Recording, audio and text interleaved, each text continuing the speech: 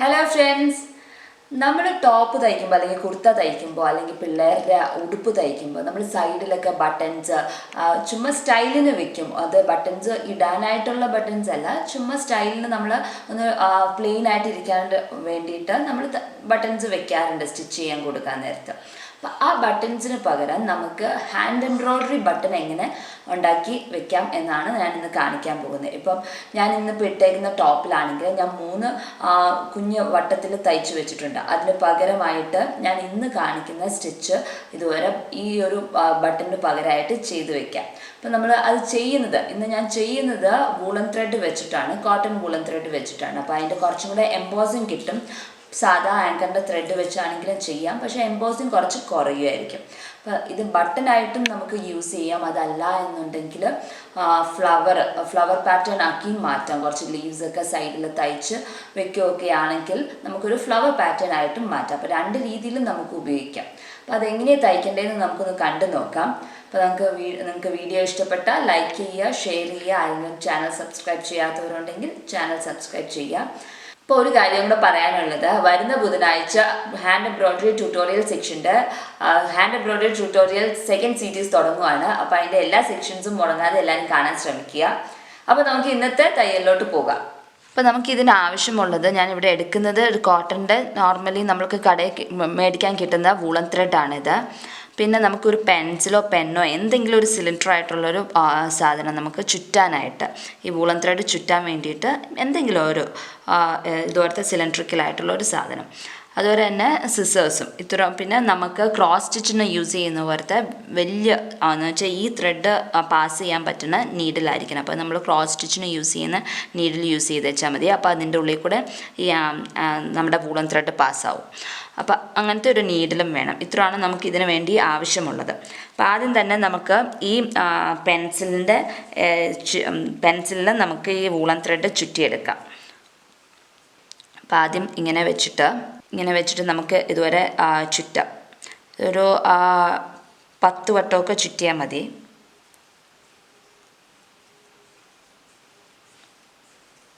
ഇപ്പോൾ 10 വട്ടം ചുറ്റി, അത് കഴിഞ്ഞിട്ട് നമ്മൾ കുറച്ച് അധികം ത്രെഡ് എടുക്കുക. നമുക്കിതിന് ഫുള്ളും ഇനി ഇതിൻ്റെ ചുറ്റും തയ്ക്കാനുള്ളതാണ്. അപ്പോൾ നമുക്കിനി സൂചിയിൽ കോർക്കണം. അപ്പോൾ കുറച്ച് അധികം ത്രെഡ് എടുത്ത് മാറ്റി വെച്ചിട്ട് വേണം കട്ട് ചെയ്തിട്ട് സൂചിയിൽ കോർക്കുക.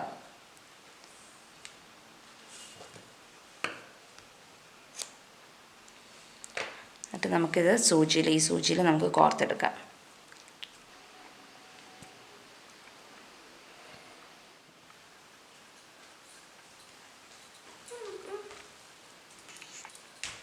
ഞാനിപ്പോൾ എടുത്തേക്കുന്ന നൂലിന് ഇത്ര ആട്ടോ നീളമുള്ളത്. അത് ഇപ്പോൾ ഇത്തിരി കൂടിപ്പോയാലും കുഴപ്പമില്ല, കുറഞ്ഞു പോകരുത്. വെച്ചാൽ ഇടയ്ക്ക് വെച്ച് നമ്മൾ തയ്ക്കുന്നതിൻ്റെ ഇടയ്ക്ക് വെച്ചിട്ട് നൂല് തീർന്നു പോയാൽ പിന്നെ നമുക്ക് ജോയിൻ ചെയ്തിട്ട് തയ്ക്കാൻ പറ്റില്ല. ബാക്കി സ്റ്റിച്ച് ചെയ്യണവരെ, നോർമലി നമ്മൾ തുണി ചെയ്യണവരെ അങ്ങനെ ചെയ്യാൻ പറ്റത്തില്ല. തീർന്നു പോയാൽ പിന്നെ അതിൻ്റെ ആ ഫിനിഷിങ് പോയി. അപ്പോൾ അതൊരു ഫ്ലവർ തയ്ക്കാൻ ഇത്തിരി നൂല് ബാക്കി വന്നാലും കുഴപ്പമില്ല, ഇല്ലാണ്ട് വരരുത്. ഇത്തിരി അധികം എപ്പോഴും എടുക്കുന്നതായിരിക്കും നല്ലത്. അപ്പോൾ നമുക്ക് ഇനി എന്താ ചെയ്യേണ്ടതെന്ന് കാണാം. നമ്മൾ ഇതുവരെ റോൾ ചെയ്ത് വെച്ചിട്ടുണ്ട്. ഇനി നമ്മൾ ഇതിൻ്റെ ഇടയിൽ കൂടെ നമ്മൾ ഈ ത്രെഡിൻ്റെ താഴത്തെ കൂടെ ഈ നീഡിൽ പാസ് ചെയ്യാണ്. അപ്പോൾ ഒത്തിരി നീളമുള്ളത് കൊണ്ട് ഈ കെട്ടുകൂടാണ്ട് പയ്യെ ഇരുന്ന് വലിക്കണം. പെട്ടെന്ന് സ്പീഡിൽ വലിച്ചിട്ടുണ്ടെങ്കിൽ ചിലപ്പോൾ കെട്ടുകൂടും. ഒന്നോടെ ഇതിൻ്റെ അടിയിൽ കൂടെ നമ്മൾ പാസ് ചെയ്യാം. അപ്പോൾ അതൊന്ന് ഉടക്കിയിരിക്കും.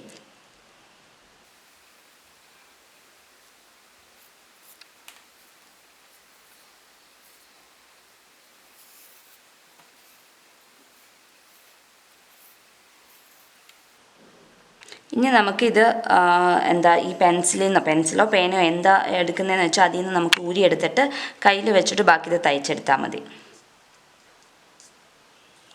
ഇപ്പം ഇത് ഉടക്കിയിരിക്കുവാണ്, അത് ഇനി ഊരി പോരത്തില്ല. ഇനി നമ്മൾ കയ്യിൽ ഇതുവരെ പിടിച്ചിട്ട് ഇതുവരെ ഉള്ളിൽ കൂടെ ബ്ലാങ്കറ്റ് സ്റ്റിച്ച് തയ്ക്കുന്നവരെ ഇങ്ങനെ നീഡിലെ താഴത്തെ കൂടെ ഇങ്ങനെ വെച്ചിട്ട് നൂല് നീഡിലെ താഴെ കൂടെ വെച്ചിട്ട് വലിച്ചെടുക്കുക. അങ്ങനെ ഫുൾ ഈ റൗണ്ട് നമ്മൾ ചുറ്റിയേക്കുന്ന നൂല് മുഴുവനും ഇതുവരെ ബ്ലാങ്കറ്റ് സ്റ്റിച്ച് വെച്ചിട്ട് നമ്മൾ തയ്ച്ചെടുക്കുകയാണ്. നമ്മളിങ്ങനെ കുത്തി കയറ്റുമ്പോൾ ഈ ഇടയ്ക്കുള്ള ത്രെഡിലൊന്നും കൊള്ളാണ്ട് ഈ ഓട്ടയിൽ കൂടെ തന്നെ കയറ്റി പുറത്തേക്കൂടെ എടുക്കാൻ ശ്രമിക്കുക. ഇടയ്ക്കുള്ള ത്രെഡിലൊക്കെ കയറിയിട്ടുണ്ടെങ്കിൽ അതിൻ്റെ ആ ഭംഗി പോകും.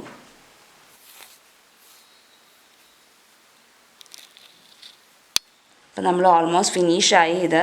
പിന്നെ ഈ വൂളൻ ത്രെഡ് നീഡിൽ കോർക്കാൻ ഇത്തിരി ബുദ്ധിമുട്ടുണ്ടായിരിക്കും കയറ്റി എടുക്കാനായിട്ട്. ഒന്ന് പയ്യെ ഒന്ന് ശ്രമിച്ചാൽ എന്ന് വെച്ചാൽ നമ്മൾ കെയർഫുള്ളായിട്ട് ചെയ്തിട്ടുണ്ടെങ്കിൽ നമുക്ക് ചെയ്യാൻ പറ്റും. അത് ഇത്തിരി ഡിഫിക്കൽട്ടാണ്. ഇപ്പം നമ്മൾ ഒരു റൗണ്ട് ഫുള്ളും ഇത് തയ്ച്ച് കഴിഞ്ഞിട്ടുണ്ട്. അപ്പോൾ നമുക്കിങ്ങനെ ഒരു ഇത് കിട്ടിയിട്ടുണ്ട്. അപ്പം ഇങ്ങനെ വേണമെങ്കിൽ ഇങ്ങനെ വെക്കാം. ഒരു ബട്ടണായിട്ട് ഇങ്ങനെ വെച്ചിട്ട് നടുക്കൊരു ബീഡോ സ്റ്റോണോ എന്തെങ്കിലും വെച്ച് ഡെക്കറേറ്റ് ചെയ്ത് അങ്ങനെയും വെക്കാം. നമുക്ക് ഈ പ്ലെയിൻ കുർത്ത ടോപ്സിലൊക്കെ അങ്ങനെ വെക്കാം. അതല്ല എന്നുണ്ടെങ്കിൽ ഞാനിപ്പോൾ പുറത്തേക്കൂടെ ഒരു ലെയറും കൂടെ ഡെക്കറേറ്റ് ചെയ്യാനായിട്ട് കൊടുക്കുന്നുണ്ട്. അപ്പം ആദ്യം നമ്മളിപ്പോൾ തയ്ച്ച് തീർത്ത ബ്ലാങ്കറ്റ് സ്റ്റിച്ചിൻ്റെ ഒക്കെ ഇടയിൽ കൂടെ ഒരു നോട്ടും കൂടെ ഇട്ട് കൊടുക്കുകയാണ്. അപ്പോൾ ഒരു ഔട്ടർ സർക്കിളും കൂടെ വരും. അപ്പോൾ അതൊന്ന് എങ്ങനെ തയ്ക്കണമെന്ന് നമുക്ക് കാണാം. അപ്പം നമുക്ക് കാണാൻ പാടില്ല, ബ്ലാങ്കറ്റ് സ്റ്റിച്ച് ചെയ്തതിൻ്റെ ആ ഒരു തയ്യൽ ഇവിടെ കൂടെ വരുന്നുണ്ട്. ഈ തയ്യലിൻ്റെ ഇടയിൽ കൂടെയാണ് ഞാൻ ചെയ്യാൻ പോണത്. ഇനി ഞാൻ തയ്ക്കാൻ പോകുന്നത്. നമ്മൾ ഇവിടം വരെ തയ്ച്ചു വന്നു. ഇനി ഓരോ ബ്ലാങ്കറ്റ് സ്റ്റിച്ചിൻ്റെ അവിടുത്തെ ആ മേളിലുള്ള തയ്യൽ മാത്രമേ നമ്മൾ എടുക്കുന്നുള്ളൂ. വേറെ തയ്യലൊന്നും എടുക്കുന്നില്ല. മേളത്തെ തയ്യൽ മാത്രം എടുത്തിട്ട് ഇതൊന്ന് ട്വിസ്റ്റ് ചെയ്തിട്ട് ആദ്യം മേളിൽ കൂടെ എടുക്കുന്നു, പിന്നെ താഴത്തെ കൂടെ എടുക്കുന്നു ത്രെഡ്. എന്നിട്ട് വലിക്കണം.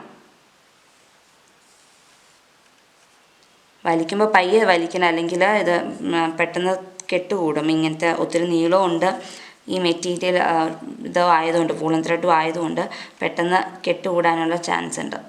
അപ്പോൾ പയ്യെ വലിച്ചാൽ മതി. അപ്പം അങ്ങനെ എല്ലാ ബ്ലാങ്കറ്റ് സ്റ്റിച്ചിൻ്റെ മേളിലുള്ള ആ എല്ലാ ത്രെഡിൻ്റെയും താഴത്തേക്കൂടെ ഇതുവരെ തയ്ക്കുക. അപ്പം നമുക്ക് പുറമേ കൂടെ ഒരു കെട്ടുമാതിരി ഒരു ഇത് വരും, ഒരു സർക്കിളും കൂടെ ഇതുവരെ വരും.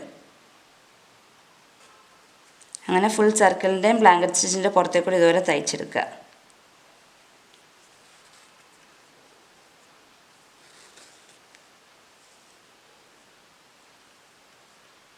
അപ്പം നമ്മൾ എല്ലാ ബ്ലാങ്കറ്റ് സ്റ്റിച്ചിൻ്റെ മേളിലുള്ള എല്ലാ ഇതിൽ കൂടെയും നമ്മൾ തയ്ച്ചു കഴിഞ്ഞിട്ടുണ്ട്. ഇനി നമുക്ക് താഴെ കെട്ടിടാനാണ് പോകുന്നത്. കെട്ടിടാൻ പോണതിന് നമ്മൾ സ്റ്റാർട്ട് ചെയ്ത് അവിടെ തന്നെ ജോയിൻ ചെയ്തിട്ട് താഴത്തോട്ട് പോകാം. സ്റ്റാർട്ട് ചെയ്ത ആ ഇതിൽ തന്നെ നമ്മൾ ഒന്ന് ഉടക്കി വെച്ചു. അത് കഴിഞ്ഞിട്ട് താഴത്തോട്ട് അപ്പുറത്തെ വശം എടുത്തിട്ട് ഏതെങ്കിലും ത്രെഡിൽ കോർക്കുക. എന്നിട്ട് നമുക്കിതുവരെ കെട്ടിടാം. ഇങ്ങനെ ഒന്ന് കെട്ടിയിട്ടിട്ട് നമുക്ക് കട്ട് ചെയ്തെടുക്കാം.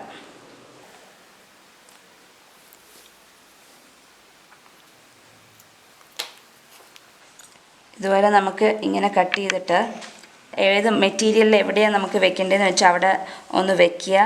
എന്നിട്ട് ആദ്യം ഒന്ന് തയ്ച്ചു പിടിപ്പിക്കുക. സെയിം കളർ ത്രെഡ് എടുക്കുക. ആങ്കറിൻ്റെ ത്രെഡോ ഏത് മെഷീനിൽ ഉപയോഗിക്കുന്ന ത്രെഡാണെങ്കിലും എടുക്കാം.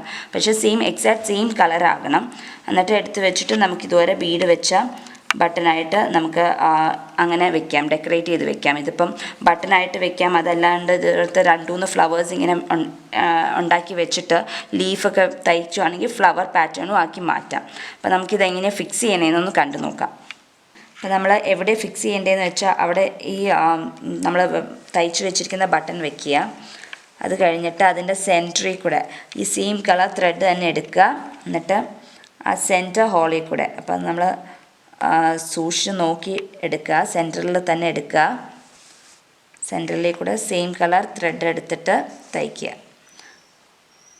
എന്നിട്ട് ഇതിൻ്റെ അവിടെ അപ്പുറത്തെ സൈഡിൽ നിന്ന് ഇപ്പോൾ ഞാൻ ഈ ഒരു സെൻറ്ററിൽ കൂടെ എടുത്തു. അതിൻ്റെ തൊട്ടടുത്തുള്ള സ്ഥലത്ത് എവിടെയെങ്കിലും ഒന്ന് ഈ ത്രെഡുമായിട്ടൊന്ന് അറ്റാച്ച് ചെയ്ത് താഴത്തോട്ടൊന്ന് താത്തുക.